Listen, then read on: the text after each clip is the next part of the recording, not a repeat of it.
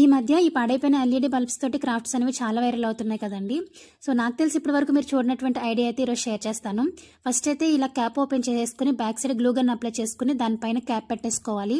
ఒకవేళ మీ దగ్గర glue gun లేకపోతే డబుల్ ప్లాస్టర్ కూడా వాడుకోవచ్చు అండి. డబుల్ ప్లాస్టర్ పెట్టుకుని దాని మీద క్యాప్ అయితే పెట్టేసుకోవచ్చు. ఇప్పుడు నేను వుడ్ కలర్ అక్రిలిక్ పెయింట్ తీసుకున్నాను. ఈ వైట్ పార్ట్ మొత్తం కూడా ఈ అక్రిలిక్ పెయింట్ అనేది వేసుకోవాలి. వేసుకున్న తర్వాత కలర్ పేపర్ తీసుకున్నానండి. గ్రీన్ కలరే తీసుకోవాలి. ఒకవేళ మీ దగ్గర కలర్ పేపర్ లేకపోతే ఏదైనా బ్లౌజ్ పీస్ కూడా తీసుకుని ఈ వీడియోలో చూపిస్తున్న విధంగా ఇలా చిన్న చిన్న పీసెస్ కింద కట్ చేసుకోండి.